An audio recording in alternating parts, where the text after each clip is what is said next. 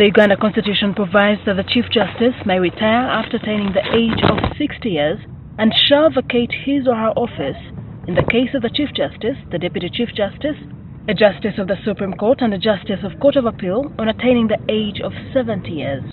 Chief Justice Bart Katureebe, who was appointed in 2015, says he will bow out in the next 3 years after serving for 5 years and clocking the retirement age. I'm 67 now.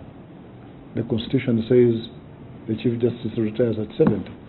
So in 3 years' time I will be retiring and I'll go very peacefully. Before Katureebe's appointment, Uganda was thrown into an unprecedented legal battle over whether or not Benjamin Odoki, his immediate predecessor, could have his term extended beyond the mandatory retirement age provided in the Constitution.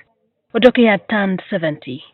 Chief Justice Bart Katureebe's pronouncement comes months after a proposal to raise the retirement age of judges seemed to have suffered a stillbirth. We heard about that debate and so on, and I suppose the debate can go on. There are reasons for and against, but that should not mean that an individual should not say, when I reach this age, I will retire. So those who want to take the benefit from whatever will be done, it's up to them. We asked the Chief Justice whether he would be available for reappointment if the Constitution was amended to change the age limit of judges. Me, I want to retire. I want to retire. I'm tired. Do you know how many years I've worked in government? I have worked now in public life, 8 years in the Attorney General's office as a state attorney, 13 years in government as a minister, then now 12 years as a judge. That's about 35 years of public service. Tell me why I can't say I want to retire from public service and go and do my other things.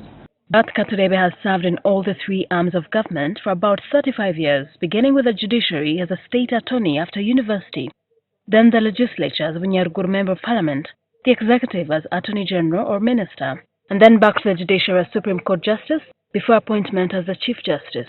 The Supreme Court, where he serves, is 1 justice less after Augustine Nshimye retired, leaving a vacuum on the bench. We have challenged. He had, fortunately, he had written all his judgments. He had written all his judgments and signed them and dated them, so it's not quite a big challenge. But we should be having 11 judges on that court. We have 9.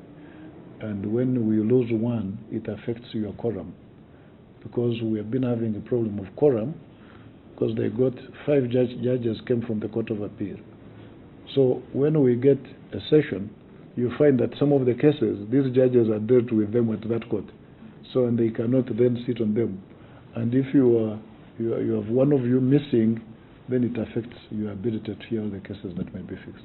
The Chief Justice has written to the Judicial Service Commission to consider Nshimye for reappointment to the Supreme Court on contract. Whether they will honor that request, I don't know. So that's one.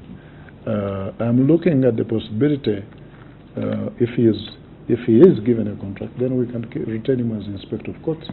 If they don't, then we will have to appoint another Supreme Court judge.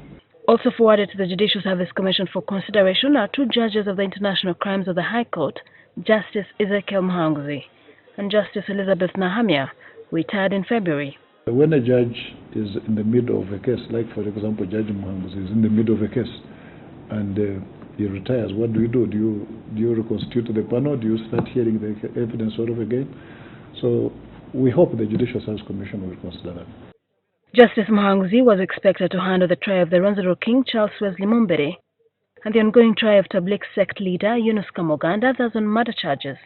Other justices expected to retire this year are Deputy Chief Justice Stephen Kavuma, who heads the Court of Appeal or the Constitutional Court, and Justice Jotham Tumwesti of the Supreme Court. Shilan Tuchere, NTV.